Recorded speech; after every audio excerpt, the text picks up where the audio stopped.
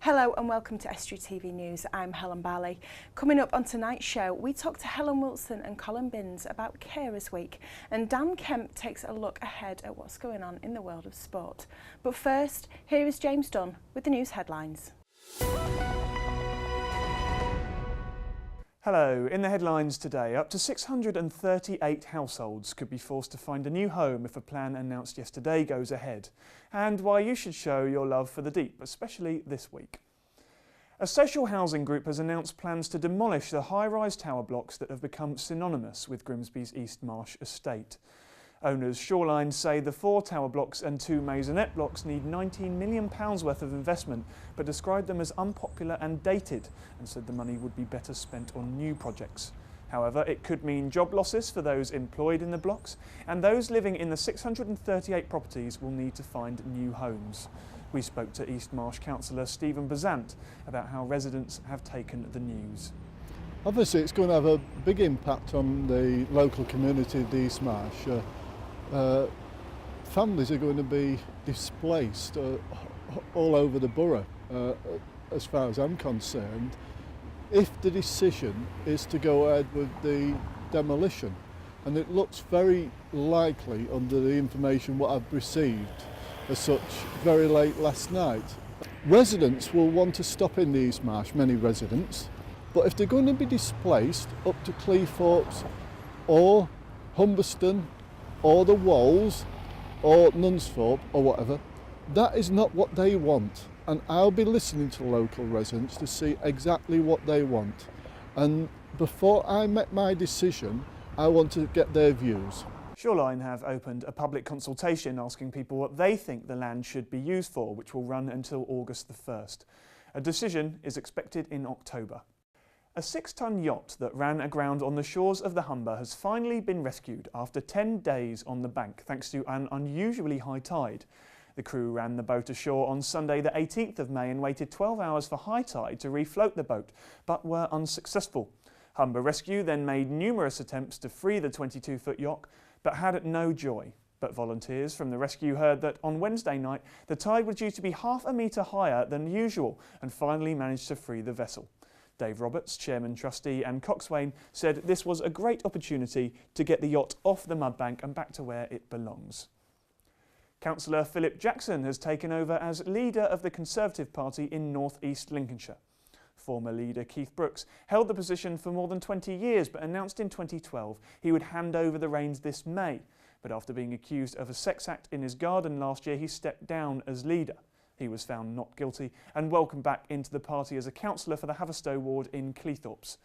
Philip Jackson, a councillor for the Waltham ward, took over as leader this week, and Margaret Cracknell, who's been acting leader since Mr Brooks stepped down, is his deputy. We've got to make sure that we maintain the situation where we have robust opposition to the Labour group on the council. I think we need to make sure that the electorate in Grimsby are fully aware of what the Conservatives stand for. We need to make sure the council continues with its drive to be more efficient and effective and perhaps do fewer things but do them better. And we want to make sure as a Conservative group that we listen to the people in North East Lincolnshire about the things they want. I think the current Labour group has perhaps got a reputation for being somewhat dictatorial and not listening.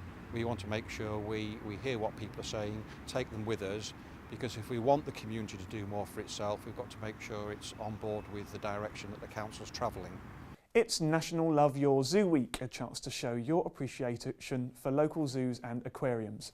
And while we don't have a zoo, we do have the Deep in Hull, which is one of the world's best submarines. So as part of the National Festival, they're running a special trail to take children around to meet the incredible array of species they have on display. And the week ends tomorrow, so take advantage while you can. Today, when people come to the Deep this half term, there's a trail of hearts around in various different places. People have to find them, and on them they'll learn out facts and figures about their local zoo or aquarium, which in our case is all facts about the Deep. But when you come here, it's not only is it a great day out, but you're doing your bit for conservation. Every person who comes through the door helps support our conservation and our research programme, and that's really important to us, and that's great that somebody can come in and learn something and actually contribute. So your visit today can make a difference. And I'm afraid that that's all we've got time for today on the Estuary TV News Bulletin, but we'll be back next time. I'll see you then. Goodbye for now. Carers Week is a UK-wide annual awareness campaign which takes place from Monday the 9th to Sunday the 15th of June this year. Its aim is to improve the lives of carers and the people they care for. It does this by raising awareness of carers at a national, regional and local level. Hundreds of organisations and individuals join in each year to make it one of the UK's most successful awareness campaigns. Joining me today is Helen Wilson, who is the Deputy Chief Executive of the Carers Support Service for North East Lincolnshire, and Colin Binns, who is a carer himself and a volunteer. Thank you both for joining me today. Thank you. Much appreciated. So can you tell me first, Helen, a little bit about how Carers Week progresses through the year and what happens and how you get involved with that? Carers Week is a really important week for us as an organisation that supports carers. We start our planning back sort of just after Christmas and start thinking about what we're going to do and sort of people we want to get involved with. This week, because it's a brand new service in North East Lincolnshire, we're hoping to make a big splash and as well as celebrating carers, we want to get people to know where we are, the new building and the new services and the new people that are going to be working there. So it's two-sided really, partly about raising awareness about carers. Well, it's three things really: raising awareness, celebrating carers, and sort of doing nice things for carers as well. So giving them a little bit of a break and doing some nice things. Do you want me to tell you about the things that's going on? Yeah, I'm assuming there's like activities and days out and things. Yeah. For Carers Week in North East Lincolnshire, we're going to be doing a whole programme the whole week really.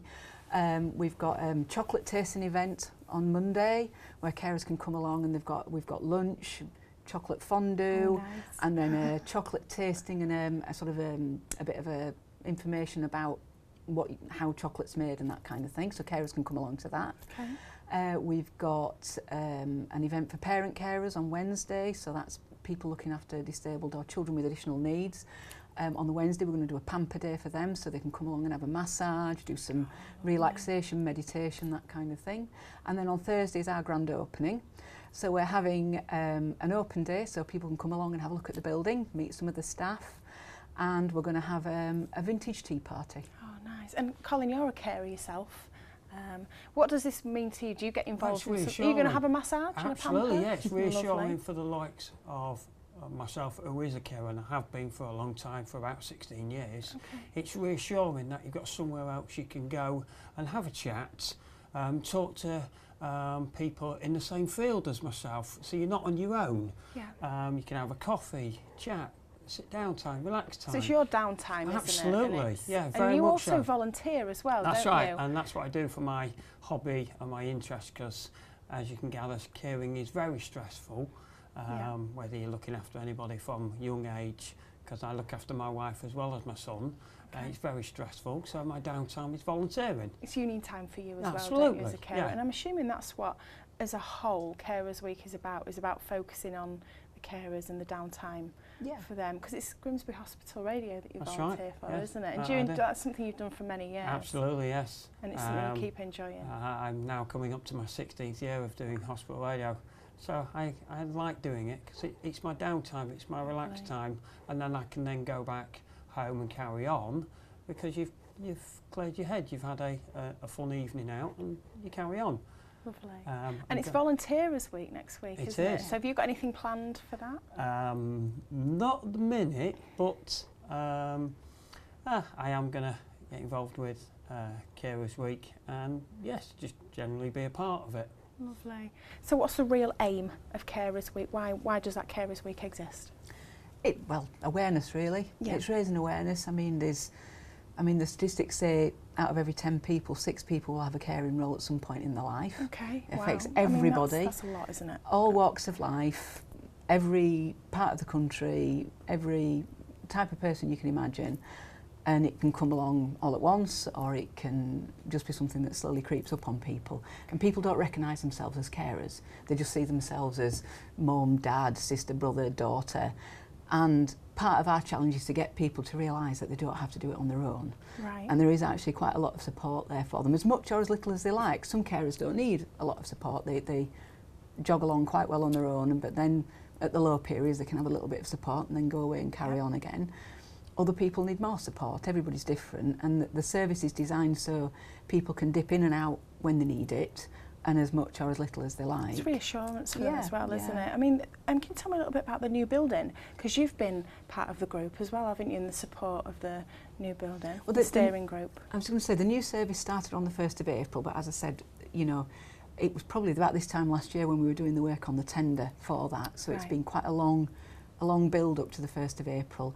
And from sort of Christmas onwards, we were working with a group of carers in North East Lincolnshire, and Colin was part of that group. How many carers were you with, Colin? How many of them was you? There was about a dozen of us, and it was a good feeling when they wanted carers' opinions and what they wanted in the new service. So we felt part of that before we even got the service off the ground, and looking forward to the 1st of April, because the ideas were on a bit of paper, and then to see it actually with the building and the building plans and everything else, you felt quite proud of something. Watch it unfold. Absolutely, for it to evolve and into the service it is now.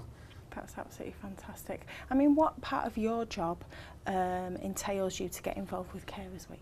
I'm Deputy Chief Executive of the charity, and the charity actually runs the carer services in North Lincolnshire as well, and we've been doing that for 25 years. So it's a big area that you cover, It isn't it? is now. It's doubled the side of our organisation coming into North East Lincolnshire, so it's a really big thing for us as well. But as I say, we've got a lot of experience. We've sort of got an idea of what works. Yeah.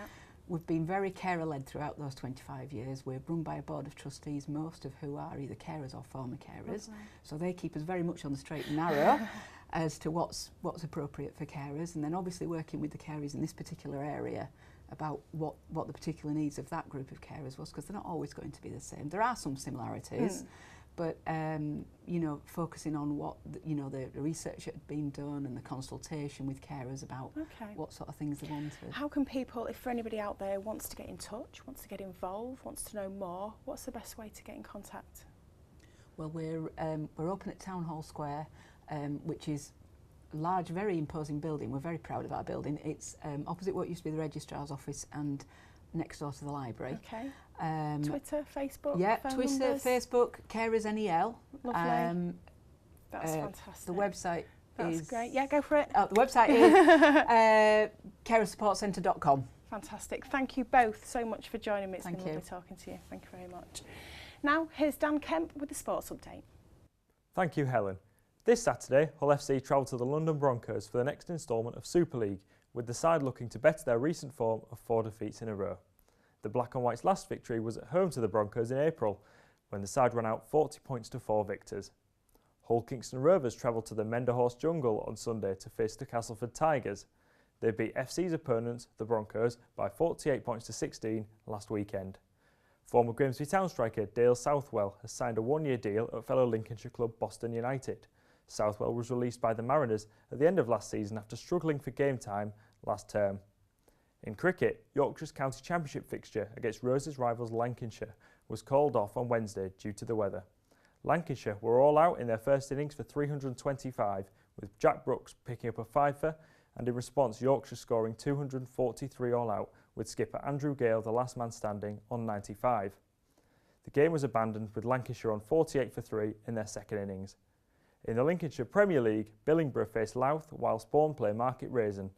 Lindham and Bracebridge Heath face off while Sleaford play host to Grimsby Town. Spalding and Woodall Spa both have the home fixtures against Skegness and Market Deeping respectively. That's all for the sport. Back to you, Helen. Now, don't forget you can get in touch with us by phoning us on 01472 315561. You can also find us on Facebook or Twitter at Estuary TV, or email us news@estuary.tv. That's all we've got time for. Thank you for watching. Goodbye.